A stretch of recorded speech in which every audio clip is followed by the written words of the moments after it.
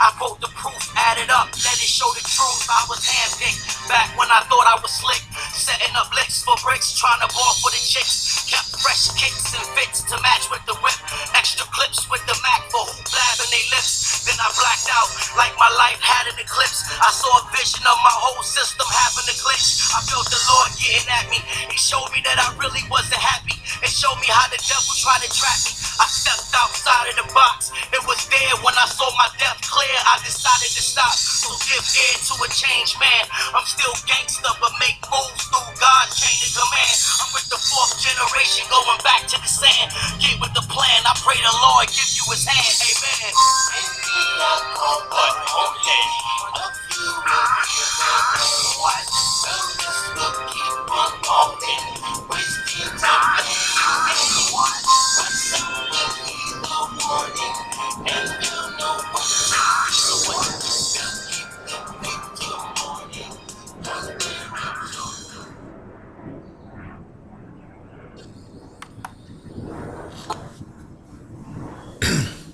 I wrote that song back in 2005 along with some wonderful gentlemen, Gabe and Michael and Mr. Sagidi Abdullah.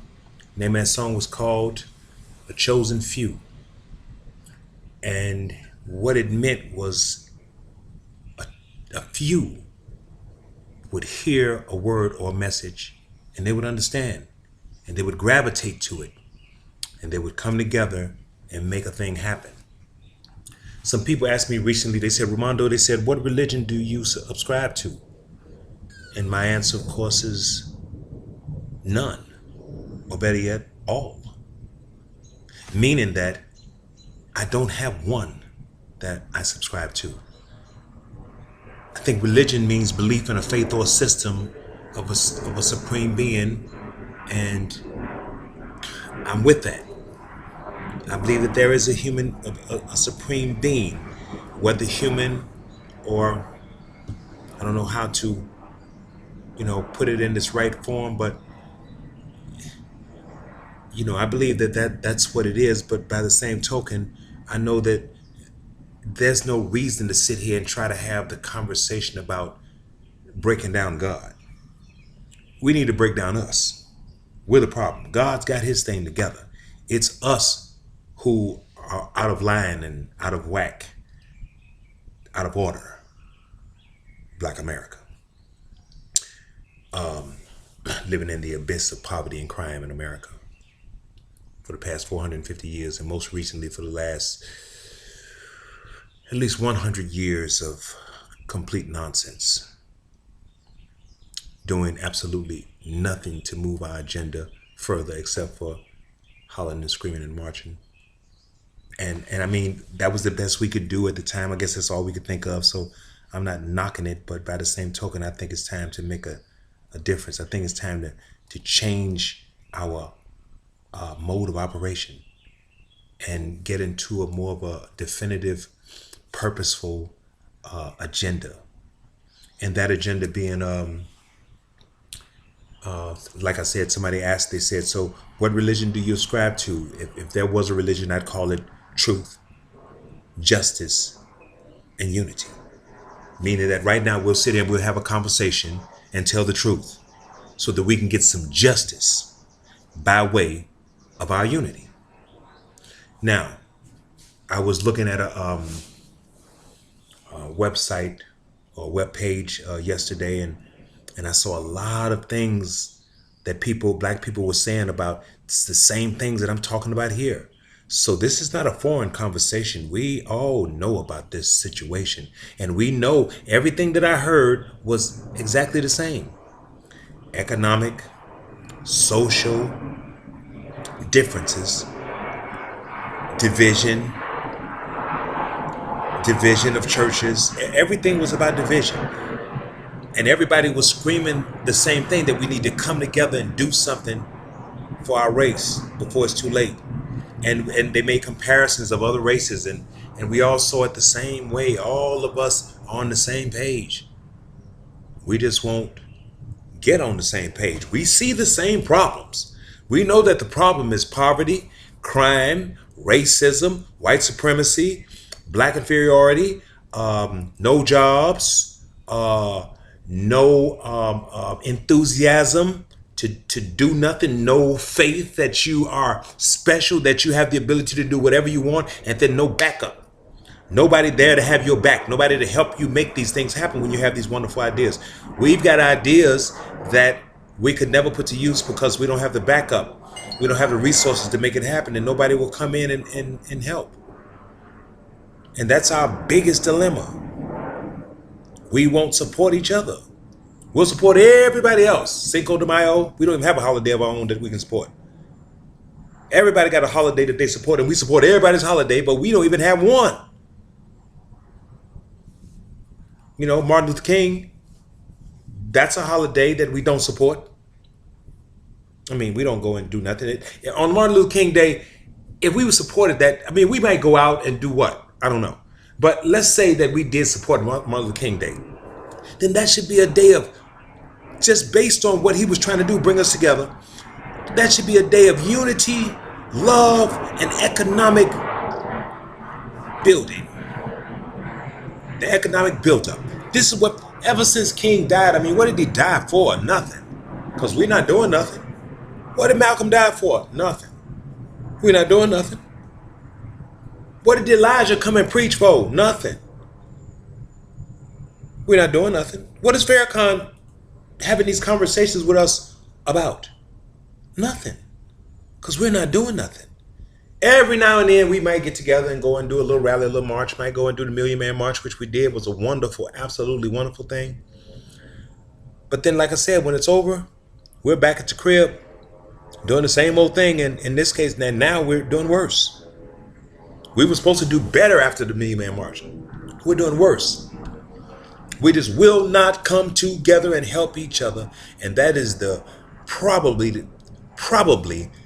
the stupidest thing in the world for a race of people to do, to engage in individualism, to engage in disunity, to engage in hate and jealousy, and wanting to be the man over the rest of us. And then we all have nothing, and we're all doing nothing. I look around these streets, we're doing nothing. People look so dead in their eyes. They look like they have no hope. And I'm not saying it's like I've got so much great hope, because I've got it in myself.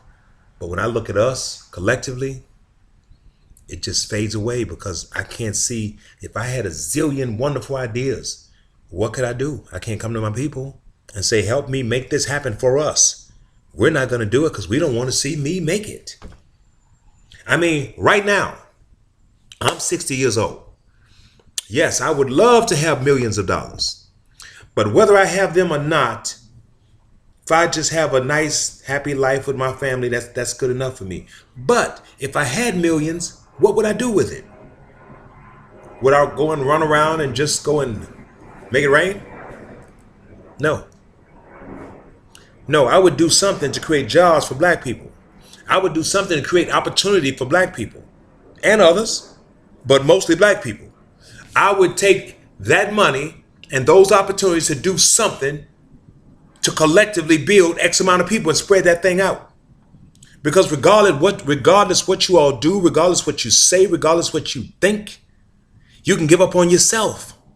But I'm not giving up on you, because I'm not giving up on myself. I told you it starts with loving yourself, and I love myself enough not to give up on you and me. So I'm going to keep doing what I'm doing until a change happens, or I'm no longer here on earth. In the meantime, let me say this. I know that we can make this happen.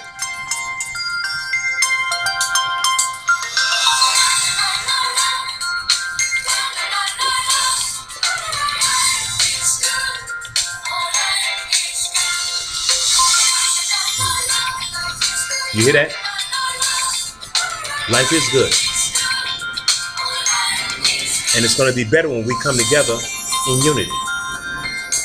I just can't take that call right now and then have this conversation with you, so I'm just going to let it rain. Life is good. And we can make it good. We can make it whatever we want to make it. I keep telling you, you have the power to do whatever you want to do, but But there's a problem. And it's that you don't love each other and you don't love yourself, so you don't want to help each other.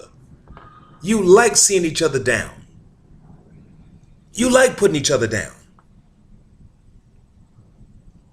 I mean, it's so simple. Right now, all of you could go out right now and order my book. You can order it from Amazon.com. You can order it directly from me. And from the order of this book, I could generate enough revenue to then start a manufacturing facility, which is what I want to do, to start manufacturing the product that I invented called the extender brush. My goal is to create at least 10,000 jobs for us in Atlanta, Georgia, and then show that process, how we went from idea to market to manufacturing to creating jobs to black companies all over America, and then replicate that and do the same thing all over America. We could create millions of jobs for our people. We could change this whole poverty and crime scenario and make it wealth and instead of a poverty and crime scenario, we'll make it a wealth and prosperity scenario for real. Not just, see, I don't want your ties. I don't want you to give me something for this conversation. I'd rather that you support my work, my handiwork, the work that I did with my hands. I wrote this book and put it together with my hands, with my brain. And it was about us. This wasn't a book about me. This was a book about us. This is a book about us. It's about our rise. It's about our dilemma. It's about the condition and the cure. It's about a new world, a new black world order, and just a little bit of love to get us there. That's what it's all about. I wrote it with that in mind. I wrote it for us. And if you, brothers and sisters of mine, will support the purchase of this book, and not just to purchase it so that I can make millions of dollars. No, purchase it so you can get the information, because it's worth billions of dollars.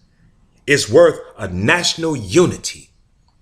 It has information in it that we all are talking about, but it's streamlined. It gets right to the point, and it's called "In God We Trust." What? That we can have a black new world order. That's what we trust. We believe, God, that if we come together in unity, that we can have a black new world order, and that you will back up. You will back us up. You will be our backup, along with us backing up each other.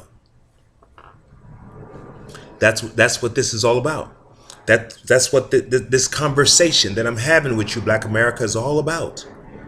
It's about unity. It's about coming together. It's about escaping the abyss. It's about destroying the abyss. It's about turning hell into heaven. It's about bringing the will that everybody claims they want to do of God to earth. And that will is unity of his people. It's not money. It's the unity and the love. That automatically brings everything with it. It was never money. As a matter of fact, at some point, we are going to completely eliminate money, because our love for each other doesn't require money. Our support of one another, right now we have to do what we have to do because we're in this society. But when we bring this thing to an end by coming together in unity and eliminating black on black crime and the need for the police to come into our communities and shoot us down and kill us, when we eliminate the need for these penitentiaries to house 2 million black people, when we eliminate that, when we do that, we will have heaven right here on earth. And that's around the time that you start to realize that you don't need money. You just need your unity. You just need to take care of each other. The same thing that I spend my money on. Let's say, for instance, I was to have a leak in my roof and I had to fix it, but I got some backup because I got some folks that's down with me. And they'll come, 10, 20 of them, and come and fix this roof for no charge. then I don't need money no more to solve my problems. I never did. Money only comes as money never fixed the roof. It was a person. It was the people that fixed the roof. It wasn't the money that did it.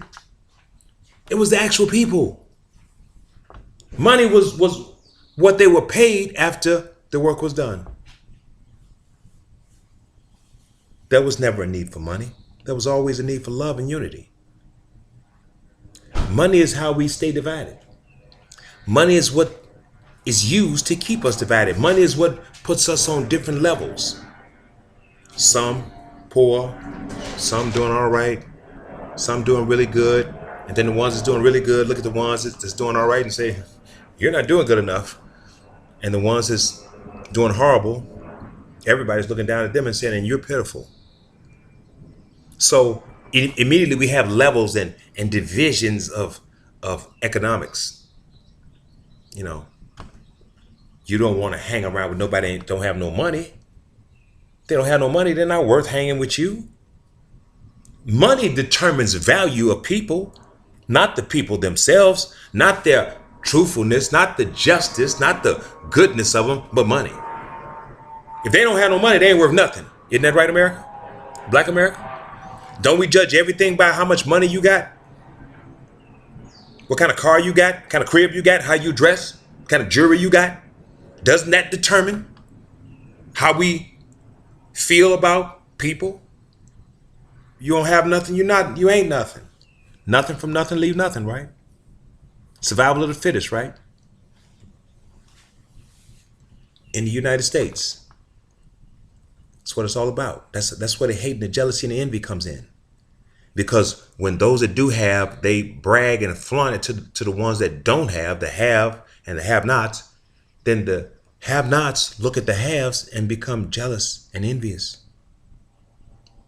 And the ones that don't become jealous and envious, they feel bad because they know that you're not going to help them. And then 9 times out of 10, the reason that you're in the shape that you're in is because they put you there. Shall I say, we put you there. We buy your records. We go to your games. We buy your products. And we make you rich. See? And then you look at us and you say, well, y'all just some low life, shiftless jiggers. You're living on a low life. You're not going anywhere because you're not shifting. You can't move. And you're dead in the head. You got a dead head. The night and the day of the living dead. All across America.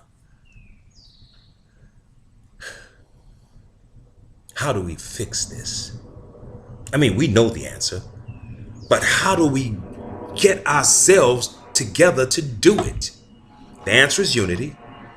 But it's hard to have unity with division inside of the unity. If you got unity, but you got a million different opinions, that's not going to work. That's just a lot of people together that can't come to a single thought process. They can't reason this thing out between each other and get to a single place where we all can agree. I talked about that earlier, and that's the principle of this thing. We got to get somewhere that we all can say, okay, I agree with that. That's one thing out of everything I agree with. So we can find just one thing, one principle to say, I'll go along with that. We talked about the principle. Do unto others as you would have done unto you.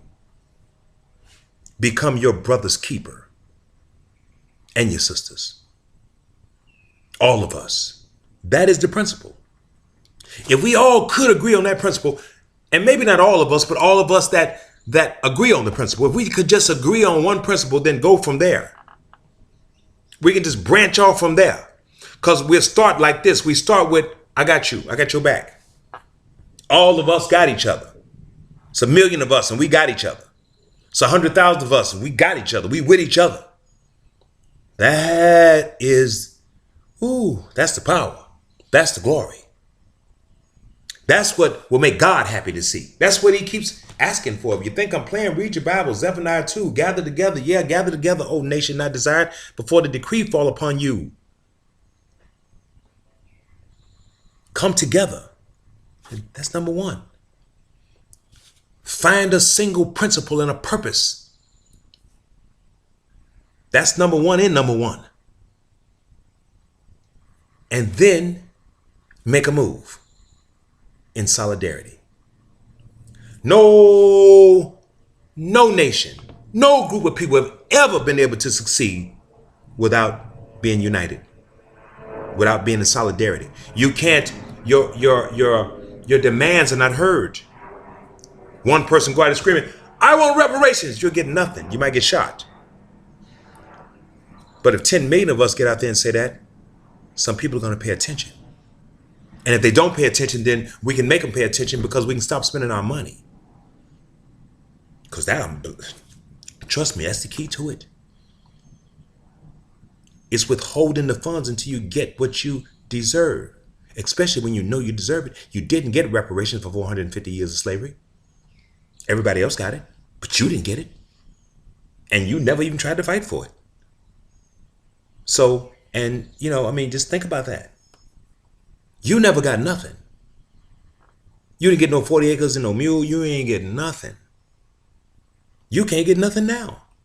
You see businesses springing up in your neighborhood all over the place, and you wonder how these people got in these positions when you've been hustling and working all your life to try to get a business and you can't do it. And they just come as soon as they get here and open it up right in your neighborhood and then treat you like crap. Now, I'm not going against these folks, just the ones that do that. All of them don't act like that. Some of them are very good people, and I'll still shop with them. They still my sisters and brothers as well, from another mother. Sisters and brothers from another mother. But my direct family, when I look at them and I see how we're being treated, I don't like that, and I know you don't either. And the only time that we complain about it is when somebody gets shot down and killed. Then we all want to run. But in the meantime, as long as you're just getting a little ass whooping, that's all right. But if you get shot down and killed, we'll at least come and make some noise. We ain't gonna do nothing too much, but we gonna make some noise. We gonna march, we gonna protest, we gonna burn some shit up. Our own shit. We gonna burn up our own neighborhood. And we've been doing that since the 60s and before. We ain't figured out that that's dumb yet. Not to say that we should go and burn up nobody else's neighborhood. I'm not saying that. But I'm saying, why burn up any damn thing? If you want to make a difference, you want to make a change, don't burn up nothing. You can march and you can talk, but don't burn. Instead, withhold like the folks in Indiana did when they didn't like that gay law that those folks enacted. They cut the funds off. In less than 2 weeks, they had redrafted a new law up and changed it and immediately, made those folks happy because they knew this is going to cost us. See, people listen to you when you touch their pocket. They don't give a damn when you do the rest of it. When you burning up stuff, that's just insurance money for them. You're not doing nothing. And then you're the one that don't have the businesses that were once there. You just destroying your own self. You ain't doing nothing to them. They don't care nothing about that. They can talk about it, make you look like you ridiculously ignorant. That's what they can do. But the businesses are going to get insurance money. They're going to get paid. They're going to open those doors up and have some extra money. If nothing else, they're going to get all new stuff. See, you ain't do nothing. You thought you did something. You run up against the police and get busted in the head with them billy clubs and hit with them tasers and shot down. You didn't do nothing. They just waiting. They can't wait for you to run out here and go off so they can kill you, so they can exterminate you. You're not doing nothing. I mean, I'm not saying that it's not that we shouldn't do something. Walk around with signs. Black Lives Matter. They do. Walking around with signs. No justice, no peace. I would rather say no justice, no cash. No peace. What does that mean? You gonna burn up something? Break up something? They don't care. You can't see that? You know how many times we've done this already? Do you know how many times they've seen us do this? Do you think that really bothered them? It hasn't bothered them yet. No justice, no peace. No justice, no cash. And as a matter of fact, and then you're not even really withholding from them, because what you're withholding are bad habits that you need to get rid of anyway. So when they look at that, they really can't even say anything. So the black people in the United States now have smoked 70% have stopped smoking cigarettes, another 70% stopped doing drugs, and another 70% aren't drinking any alcohol. What are we going to do? What would happen to America if we stopped that? Seriously, what would actually happen? What would happen in this country? Could it survive us eliminating our bad habits? And that's not wrong, but could America survive and continue to operate like it operates if we eliminated our nasty, filthy, evil habits? Could it? I don't think so. I think if we stop smoking cigarettes and kill that billion-dollar business, we stop drinking alcohol and killing ourselves and kill that billion-dollar business, and stop with these drugs and kill that multi-billion-dollar business, I think that we could get some results. I think that, first of all, nobody could say anything, but nobody could say nothing. Just think about it. What could they say? Y'all doing America wrong. No, we're doing America right. We're doing ourselves right. We're taking care of ourselves. Isn't that a wonderful thing to do? I know it's hard for you because you don't want to stop. But I'm not saying you got to stop all at one time, even if you got to wean yourself off of it. One day at a time. I know it's hard. It's hard for me. One day at a time. It is hard, and that's the beauty of it. It's hard to get off of this habit and these drugs and these substances that are killing us. It's hard. But then if you look at what it's doing to our community, it should be easy. I know most of us don't care. You don't give a damn about each other. So you don't care nothing about killing each other and serving each other these substances that destroy black folks and bring the police in your community and put 2 million in the penitentiary and got you in crime and living in crime and poverty in the ghettos of America. I know you don't care. I know, and ganging and slanging and banging and dipping and dabbing. I know you don't give a damn. I know you'd rather do that than go out to Buckhead and spend your money and buy some real expensive stuff that you know you can't afford, and then say that it's better because you bought, I got this at Buckhead.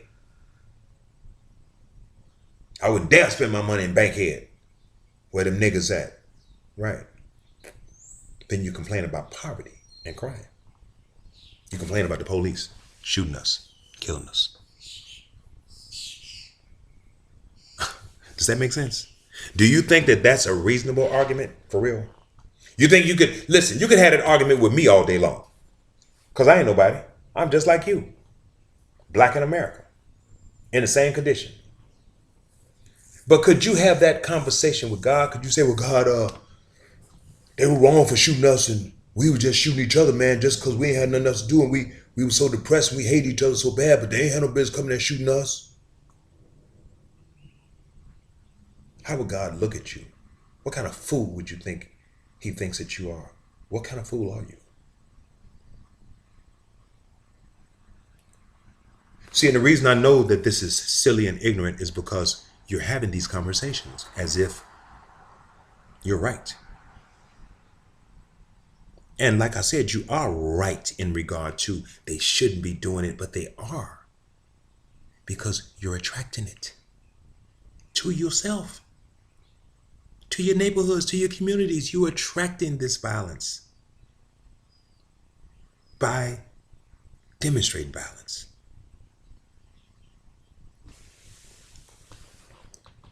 What they say, you get out what you put in. You put in killing and murder in your community, you're going to get out killing and murder in your community from others that see that you don't give a damn. So why should they give a damn? All they got to do is say, them some dangerous folks. Man, I had to pull my pistol and shoot. I thought he had this here on him. You know how, and then the more you killing these police around the corner, the more trigger happy you making them.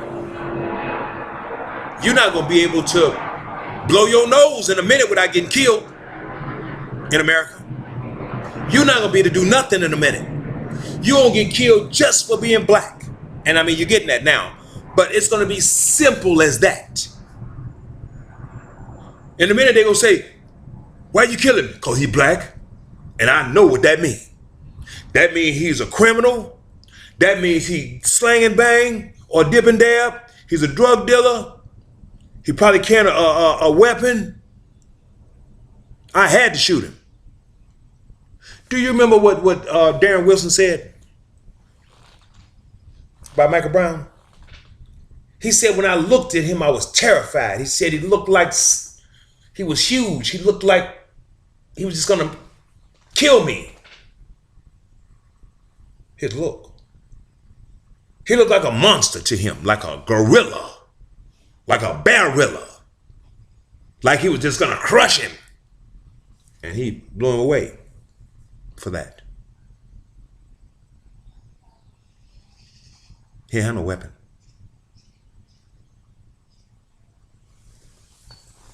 See, I told you, just a few minutes is going to be just because you're black, because black says something. Why do you think that we're profiled? Because you're black. And by being black, you've heard that before, right? Just by being black is enough for you to lose your life. You're profiled as what? A criminal, a gangbanger, a murderer, a thief, a robber. That's your profile. So as soon as the police pull up on you, they're immediately reaching for their guns. Now imagine if that wasn't your profile. What could they say then? Could they profile you? What if the profile was, those are some very nice folks that take care of each other. They don't use drugs. They don't have crime in their communities. They take care of one another, excuse me. Now, see, now he's got no justification. See, even though he's using the dumbest justification, he's still able to use it. And he's getting away with it because they're being exonerated all over the nation. You got one or two little convictions here, that, and other, Baltimore and down in Carolina. But for the most part, they're not going to jail for these murders. They're not murders. They're black people. You don't murder black people. They deserve death. Why? Because they're killers and murderers. They're criminals. They're gangbangers. They're slanging and banging, dipping and dabbing. They deserve to be dead. They're in the abyss of poverty and crime. They're low-life, shiftless jiggers. All they want to do is have sex, eat up our food stamps, and walk around with their pants hanging down, screaming hoes and bitches and niggas. And the women letting everything hang out. That's all they do. And buy weave. Cars and rims. You're profiled for what you do, for how you do it. You're not profiled for buying nice homes, investing in manufacturing facilities, creating jobs for your people, starting a international world black bank. You're not known for none of that. You're not known for building hospitals and taking care of your people. Go to Louisville, you see Jewish hospitals everywhere. You're not known for doing nothing for taking care of yourself. You're known for being a scourge on the system. You're known for government programs to keep you alive. Because if it wasn't for that, wouldn't you just collapse and die? You can't take care of yourself. You're a child. White folks have to take care of you. You belong to white people. You're a slave, boy, girl. Get it. Real men and women wouldn't be up under that. They do for themselves. They'd come together as one. White folks are together. Even in their conflicts, they still together. Asians are together. Even in whatever conflicts they have, they're still together. Hispanics are together. Even in the conflicts they have, they're still together. What about black folks?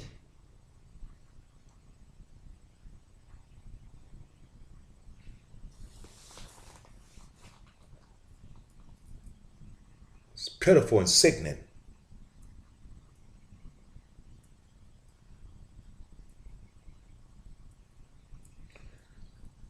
I don't know.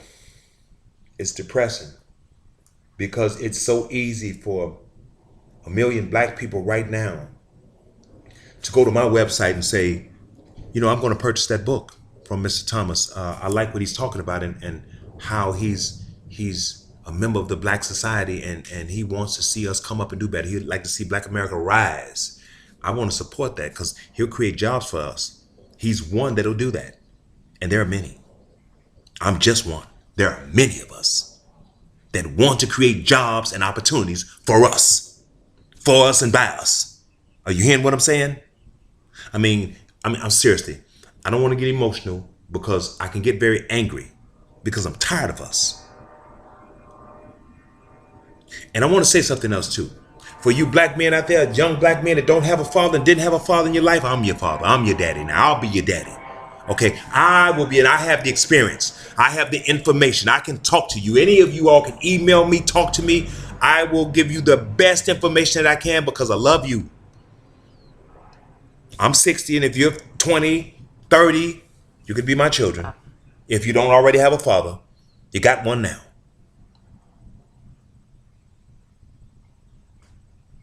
I love you. I really do. Because I love myself now. And I want to see us do better, man. I just want to see us get out of this hole. I felt this way about us since I was 10 years old. And I was trying to figure it out but before then. So I didn't start this at 10. I've always felt this way about us. I hated my life and the life that I'm living. And I can look at you and see that you got to be hating the same damn life, don't you? Aren't you sick of this? And if you not, you should be. And you should want to do something about it. And if you don't want to do nothing about it, oh my God. Then those of us that do, let's get together and do it and damn the rest. We can't keep sitting around here waiting and hoping and praying. Let's do something. Finally, I told you, let's make a millionaire every day. Let's make 20 every day. We can do it. Make me a millionaire today. Just buy my book. 1 million of you all going by In God We Trust, a Black New World Order. And I promise you, I'll get out here and create jobs for black people and opportunities. I'll kick this thing off.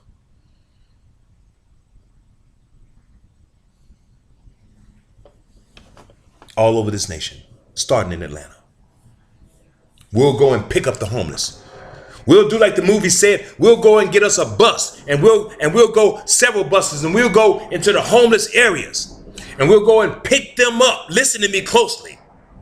Here's the plan. We'll go and pick up our homeless brothers and sisters off the streets, from up under the bridges, off those damn highways and byways. You buy this book, I'll go and build a hotel or go buy one, and I'll take them to the hotels. Let them get showers and put on their outfits, their pants and their shirts and their socks and their shoes. Dress them up and get them ready to go to work. Clean them up and teach them, train them, get them ready. Clean up the streets of America, black people. Get them off the streets. How can you stand to see that? Aren't you tired of it? It could be you. It's him today. Could be you tomorrow. You could think, well, I'm straight. No, you're not straight. You think you're straight. You're an individual. You couldn't be straight. One bad move and you're in bad shape. But when you got backup, you'll never be in bad shape, because you can pick up that telephone, you can get on that email, boy, you can call your folks, and we coming to your rescue. You can still be good. If you straighten out, you're just gonna be straight up, because you got backup. In the book, I talk about how it's 50 million, and I round it off, it's around 46 million black people, but let's round it off 50 million because we got a lot of babies being born every single day. Let's say we got 50 million black people right now in America. And we wanna create jobs. 20 million of us are able to work because we're between the age of 18 and 35. You could take out of 20 million people $1 a day. That's $20 billion every single day. Don't buy that single cigarette. Put that into a national black bank. That's $140 million a week. Can you clean up black America with that? With $1 a day, black people? Do you care? Do you give a damn about your people? Do you care about yourself? What are you going to do? See, I could sit around here and talk about what white folks don't do. That's a waste of time. White folks got their shit together. This about us. I don't give a damn about what white folks talking about or even give a damn about talking to them about nothing. I want to talk to you.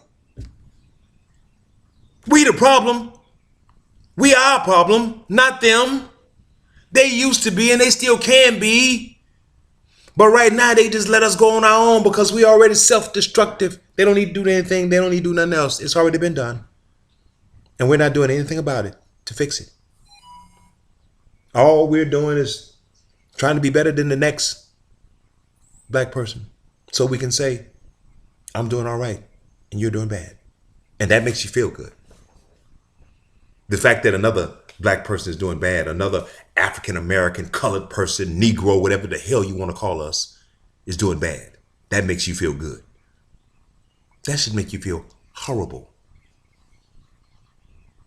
That same person, if you had an accident and the homeless person was sitting on a curb and you flipped over 3 times and got ejected from the car and slammed into a tree and was damn near dead and he was the only one that could save you, what does it mean to you then?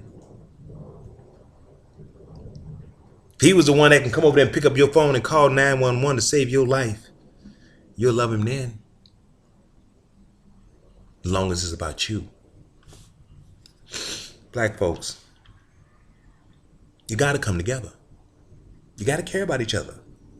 If you don't, you're done. You're finished in America. America's a hell and a death trap for you. This is a penitentiary. This is a prison for you. Even if you're not physically imprisoned, you're mentally imprisoned. Money got you imprisoned. The shackles of debt got you in prison. Got me in prison too. Don't misunderstand that. What I'm saying, the only reason I'm saying this is because all this is directly affecting me. I'm going through the exact same thing that you're going through, and in some cases worse. In some cases better, but it's all the same shit. We're going through it. All of us together.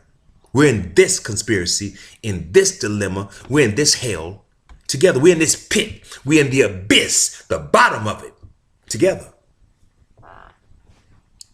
I'm tired of it. I don't want to be here no more. I want to leave. I want to get out. But unfortunately for me, I can't get out without you. The only way I can get out of this damn cesspool is if there's unity in the black community. I wish I could do it by myself. I would. But unfortunately, I can't. And you can't either. It's the same for all of us. I don't care about how good you do as an individual. You can make you $1 million, you're still in the pit. You're not getting out. The only way you get out of this pit right here because they can break you just like that. Haven't you seen them get broke when they go against the program? Haven't you seen them destroyed in an instant just by going against the program? They don't have no backup. If they had backup, it wouldn't mean nothing.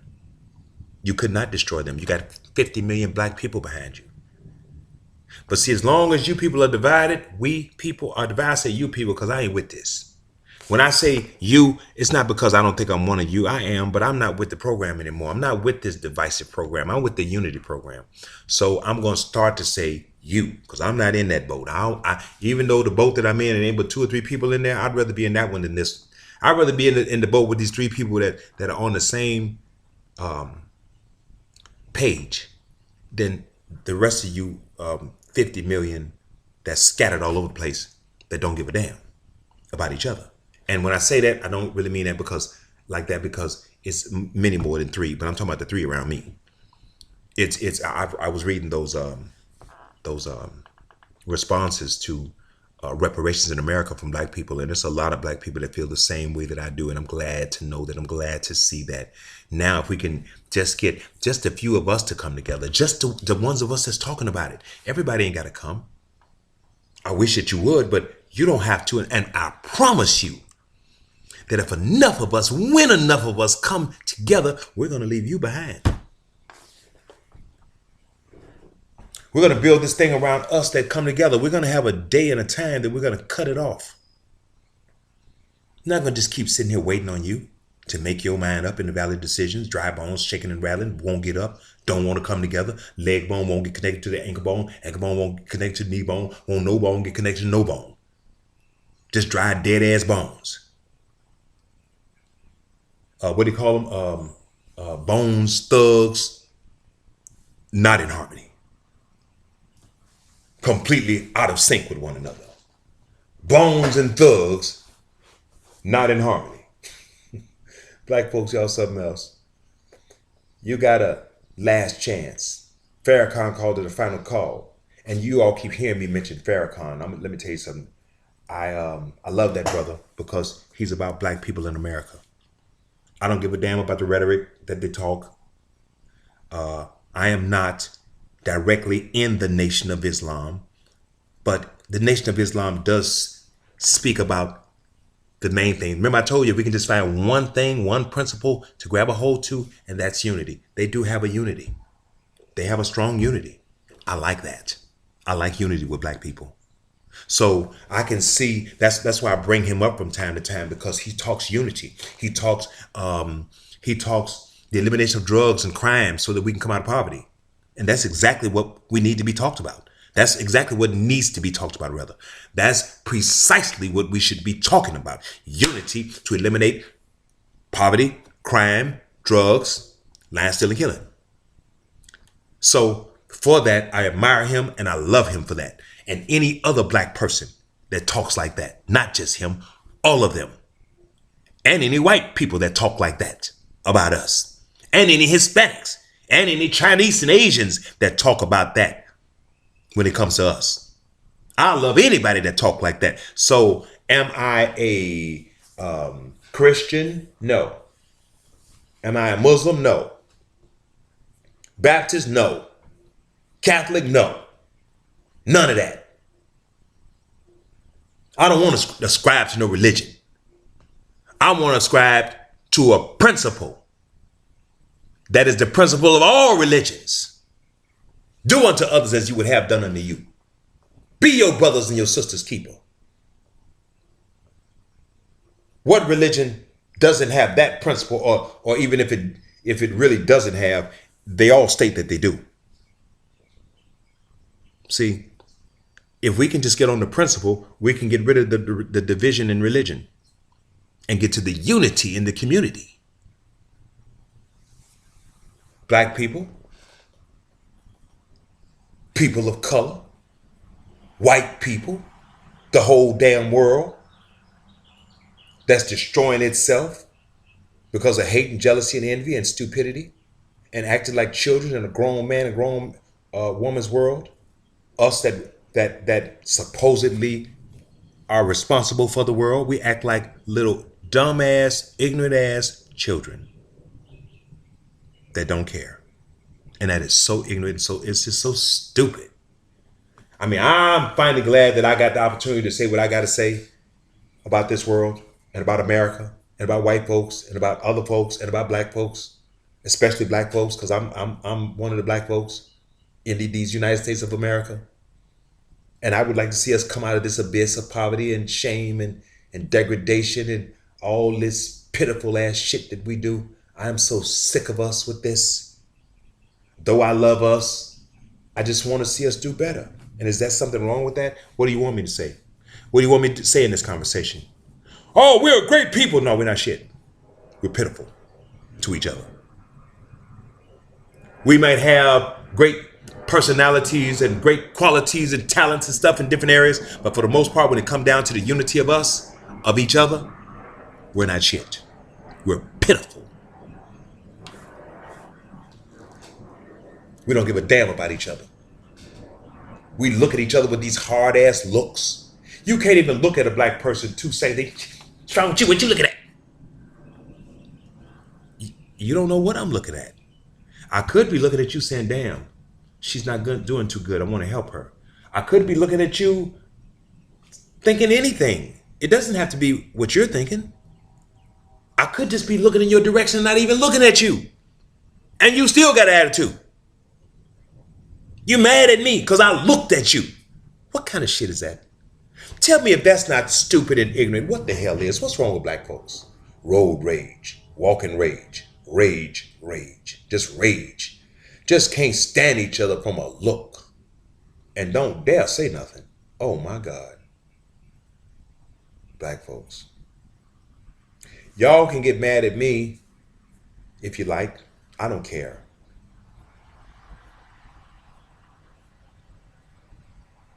I'm not mad at you. I'm sick of you.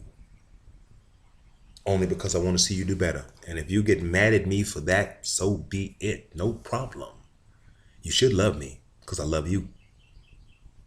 You should say, you know something, that brother is really saying something that makes sense because I am. And I know that you don't have but a little time left. And I'm not saying this just because Farrakhan said it, because I knew when he said it, he was telling the truth. Because everything that was said from many of our leaders, I already knew it. I knew they were right. I knew that this was the final call. I knew when Michael Jackson said that we only have a few years left before all hell comes to America. Black people. Y'all don't remember that, do you? It was right at the end of This Is It. Right at the end, when he was having that meeting with the people and they was around in a circle, he said, we need to take care of the world because we don't have much time left. What would make him say that? How does he know that? Is it right? Can you tell by the weather? Remember what the Bible said? In the last days, you won't know winter from summer. You won't know male from female. You won't know right from wrong. In the last days, everything was going to be topsy-turvy. Everything was going to flip. It's going to be winter in the summer. Men going to be wearing dresses and women going to be wearing pants. Everything was going to be completely confused. So what are you saying? You're homophobic? I'm just telling you what the scriptures say. I didn't write it. But I know what's right and what's wrong based on the truth of not only the book and the word, but my experience. See, I ain't just read the book. I'm living it. And you are too. And you're going to die in a minute. And you're going to hate yourself because you're going to know what you left behind you. You're going to know that your children are going to suffer from your hands, from your work. You're bringing all this on your children. The sins of the father and the mother. They descend down to the children. Yep. Oh boy. You know, black folks, I'm going to take, I had to take this particular one and just vent. That's all this is right here. This is venting. On the next segment, I'm going to talk more about the Black Bank and some more about economics and how we can change this thing. But right now, I just had to get into the venting part. I had to let you know, man, you should be tired of this. You should want to do something about this shit. You should want to bring this to a damn end today. I shouldn't have to say nothing to you, Black America. You already know all this. For me to even have to say this to you is ludicrous. You already know it. You see it every single day. Your destruction. You know that it's all against you. Listen at the lyrics of the Bible again. Gather together. Yeah. Gather together. O nation not desired. Meaning that he's telling this to the nation that don't nobody like to come together. Because you're the only one that's not together. So who else is he talking to but you? You won't even listen to God.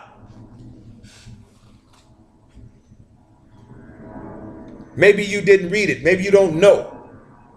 But I'm telling you now, Zephaniah 2. Read Zephaniah 1 too.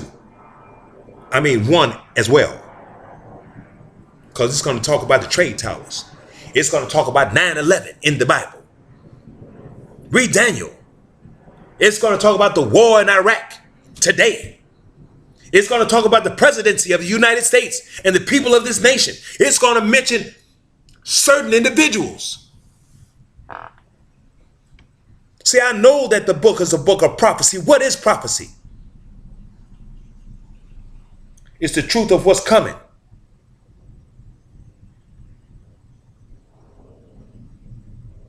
It's predicting what's going to happen. The Bible talks about then, now, and the future. The past, the present, and the future. It talks about all three of them. It tells you about what happened in the past, what's happening in the present, and what's going to happen in the future. And if you look at the past, you get a little bit of understanding about what happened in the past from the little bit of information that we do have about the past. We can't rely on all of it, but we see what's happening in the present. And the present is enough to let you see what the past was saying and the future.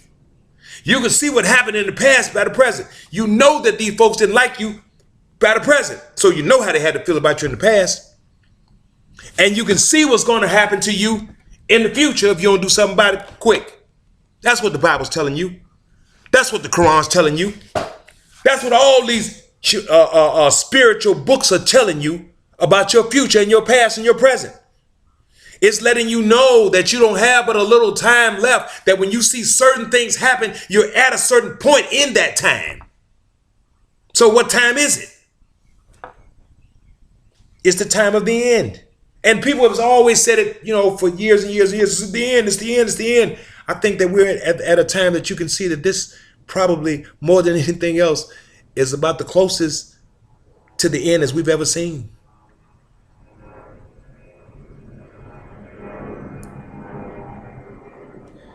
$450 years. Let's go back. Let me quote this to you. Genesis 15:12. A deep sleep fell upon Abram, and lo, and horror of great darkness fell upon him. It's like having a horrible dream. And the Lord said unto Abram, know for sure, it says a surety, that thy seed, your children, shall be a stranger, they won't know who they are, in a land, America, that's not theirs. Because they're not from here. They're from Saudi Arabia and Pakistan and Palestine and all these places in the Middle East and Africa. A land that's not theirs, and they shall serve them in slavery, while they afflict them with that whip for 400 years. Who is that? Read Genesis 15:12 again. Who is that they're talking about? And also that nation whom they shall serve, who shall have them in slavery, will I judge. And they shall come out of that place with great substance, meaning that they will be wealthy, leaving there like they were when they were leaving Egypt. It says, and you shall go to your fathers in peace and be buried at a good old age. But in the fourth generation, it shall happen to them again, because the iniquity of the Amorites is not yet full. So according to the scriptures in the Bible, it's stating that a group of people will be in slavery for a period of 400 years in a land that's not theirs. And they will serve these people while they afflict them during this time. And they won't know who they are. They won't know where they're truly from. They won't know. Let me prove to you they won't know who they are. Because they call themselves many different names, trying to figure out who they are. Colored people, black people, Negroes, African Americans. What's all that other shit they called us? Coons, Shines. You got all kind of names. You're the only one that got all these different names. Everybody got some kind of little old nickname, fuck name that somebody give them. Spicks for the Mexicans. Chinks. They got all kind of little names, but you see the difference in you is everybody else's name, that the actual name attaches them to a land. Okay. Spanish, they're from Spain. Chinese, from China. Japanese, from Japan. Italians, from Italy.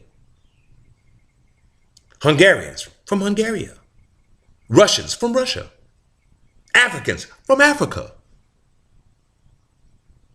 What are you? What's your name? Nigger?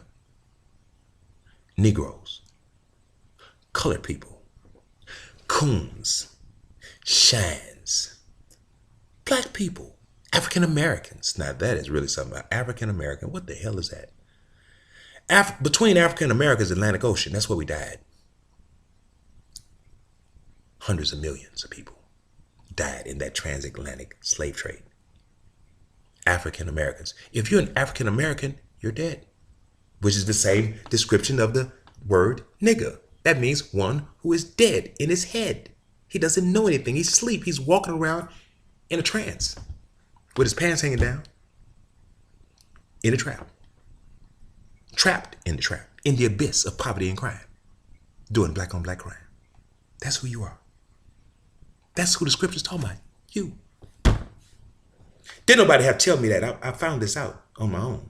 Then when I heard it coming from other religious leaders, I knew that what I had realized was real because I had confirmation. It didn't take Farrakhan to tell me this. I didn't have to learn this from the Nation of Islam. I didn't have to learn this from Christianity. I didn't have to learn this from Catholicism. I learned this from looking at us, from niggerism. I learned this from the streets. I got curious. Why were we in this position? And I started studying and searching and seeking for the answers. And everybody that was supposed to be guiding us, I paid attention to them, all of them, not one of them, from Malcolm to Martin to Elijah to Farrakhan to Jesse to Andy to everybody. I'm paying attention. I'm listening. What you got to say? And I was trying to strike a chord. I was trying to find out in what everybody was saying. What did they all say? What was the one thing that they all ascribed to, that they all believed in, that they all knew? And that was that we had to come together in unity and have each other's back. Be my brother's keeper.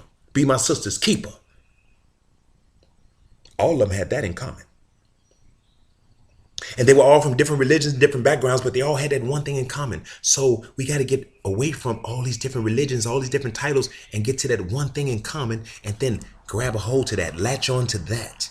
Let that be, you could be a Muslim, you could be a Christian, you could be a Baptist, you could be a Lutheran, you could be an Episcopalian, you could be anything you want to be. But just know one thing, I got my brother's back. I don't give a damn whether he's a Muslim. I don't give a damn whether he's a Christian. I don't give a damn whether he's a Catholic. I don't give a damn whether he's a bastard, a Baptist, a Protestant. I don't give a damn if he's any of that. He's still my brother. That's your church. The Church of Unity. The Unification Church of Christ.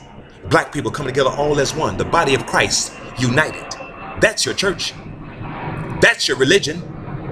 Regardless of how many different, whatever you want to call them, spin-offs. Your true religion is your unity based on truth and justice. Call that whatever you may want to call it. There's no division in this. This is unity. This is collectiveness. This is collectivism. This is community. This is come all into unity. Come unity is community. Come unity. Come into unity is community. Come as one. That's been in your face all your life. You didn't see that? Without that, you're nothing. Without that, you won't survive this. Without that, we're all dead. Black people, this is the conversation. And when I come to the next segment, I'm going to talk more about the economy and the black bank and how our unification can build a black bank that can finance Black America. And if you don't want that,